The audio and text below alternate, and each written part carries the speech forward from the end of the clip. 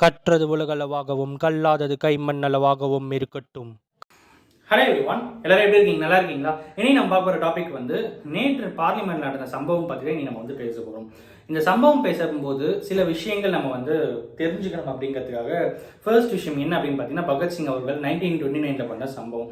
1929 பகத்சிங் பண்ண சம்பவத்துக்கும் இன்றைய தினத்தில் நடந்த சம்பவத்துக்கும் என்ன சம்மந்தம் அப்படிங்கிறதையும் இன்னைக்கு நம்ம இந்த வீடியோவில் வந்து பார்க்க போகிறோம். 2001 பார்லிமெண்ட்டில் ஒரு அட்டாக் நடக்குது, அதற்கும் இதுக்கும் சம்மந்தம் இருக்குது.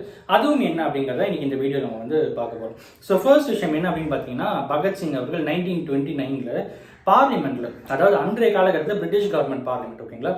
ஸோ அந்த டைம் என்ன பண்ணுறாங்க, பிரிட்டிஷ் கவர்மெண்ட் வந்து வெளியேறணும் அப்படின்னு சொல்லிட்டு நிறைய முழக்கங்கள் இருந்த காலம். அன்றைய கட்டத்தில் பிரிட்டிஷ் கவர்மெண்ட் இந்தியாவில் ஒரு புதிய சட்டத்தை எடுத்து வரணும்னு சொல்லிட்டு டிஸ்கஷன் பண்ணுற டைமில் பகத்சிங் அவர்கள் இதே மாதிரி விசிட்டர் கேலரியிலேருந்து ஜம்ப் பண்ணி உள்ளே போயிட்டு ஸ்பீக்கர் எல்லாருமே வந்து ஸ்மோக் குண்டு வச்சு அட்டாக் பண்ண ஒரு ஹிஸ்ட்ரி இருக்குது.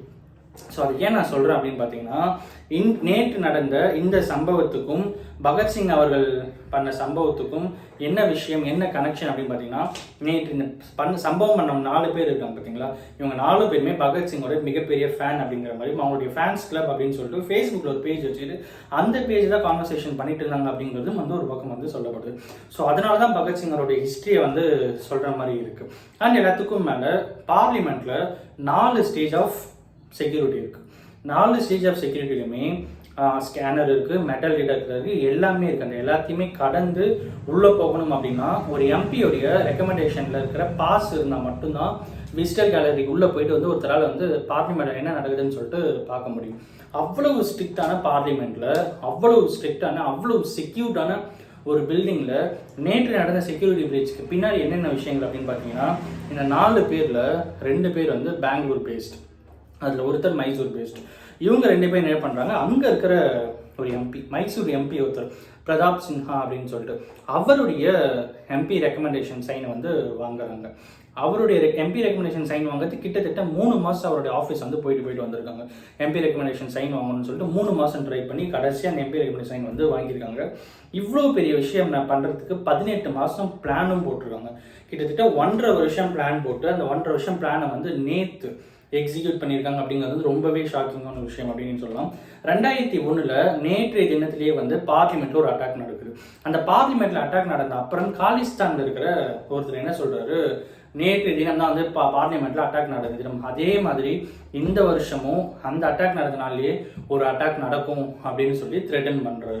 த்ரெட்டன் பண்ண அப்புறம் நிறைய செக்யூரிட்டிஸ் லெவலில் வந்து ட்ரை பண்ணுறாங்க, எல்லாமே பண்ணுறாங்க. பட் இருந்தாலும் 2 பேர் என்ன பண்ணுறாங்க, இந்த எம்பி பாஸ் வச்சுட்டு உள்ளே போயிடுறாங்க. உள்ளே போயிட்டு இவ்வளோ பெரிய சம்பவத்தை பண்ணிவிட்டு அப்புறம் அரெஸ்ட் பண்ணி வெளியே கூப்பிட்டு வரும்போது வெளியே ஒரு லேடி, ஒரு ஜென்ட், 2 பேர் என்ன பண்ணுறாங்க, சர்வாதிகாரம் ஒழிக, சர்வாதிகாரம் இருக்கக்கூடாது, அதெல்லாம் ஒழியணும் அப்படின்னு சொல்லிட்டு மிகப்பெரிய கோஷங்கள் விடுறாங்க.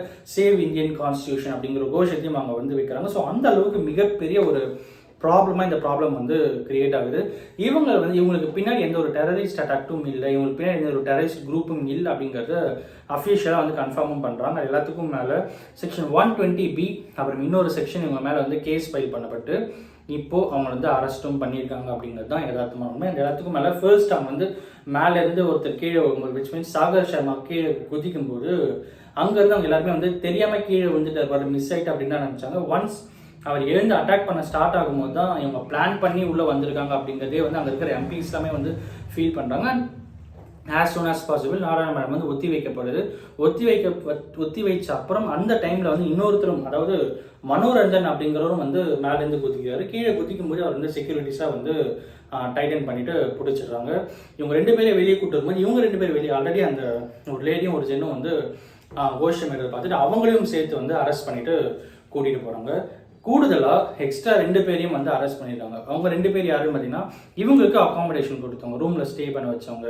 அப்புறம் இன்னொருத்தர் வந்து லலித் ஜா அப்படிங்கிற ஒரு டீச்சர், ஓகேங்களா? அவர் என்ன பண்ணுறாரு, இந்த மொத்த பிளானுக்கும் பின்னாடி இருக்கிற மாஸ்டர் மைண்டே அவர் தான் அப்படிங்கிறதும் வந்து சொல்லப்படுது.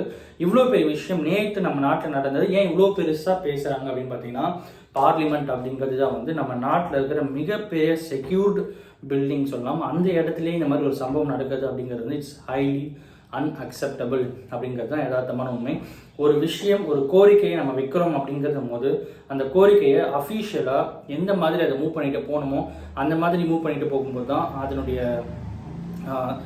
அதில் வந்து நல்லது எது கெட்டது எதுன்னு சொல்லிட்டு ஆராய முடியும். ஜஸ்ட் பிகாஸ் ஆஃப் என்கிட்ட ஒரு கோரிக்கை இருக்குது, நான் என்கிட்ட அட்டாக் பண்ணி போவோம் அப்படின்னு சொல்லிட்டு போக ஆரம்பித்தா அதனுடைய தாக்கம் அப்படிங்கிறது வந்து நம்ம நாட்டுடைய பாரம்பரியத்தையும் நம்ம நாட்டுடைய கல்ச்சரையுமே வந்து அஃபெக்ட் பண்ணுற அளவுக்கு சில டைம் நேரும் அப்படிங்கிறது இந்த சுச்சுவேஷன், இந்த ஒரு மொமெண்ட், இந்த ஒரு நேற்று நடந்த இந்த ஹிஸ்ட்ரி வந்து ஒரு மிகப்பெரிய எக்ஸாம்பிள் அப்படின்னே சொல்லலாம். அண்ட் எல்லாத்துக்கும் மேலே இன்றைக்கி நான் இதை அவங்ககிட்ட வந்து ஷேர் பண்ண நினச்சேன். இந்த வீடியோ யாருன்னா ஒருத்தருக்கு நாலேஜ் ஷேர் இருக்குன்னு சொல்லிட்டு நான் நம்புகிறேன். Thanks much.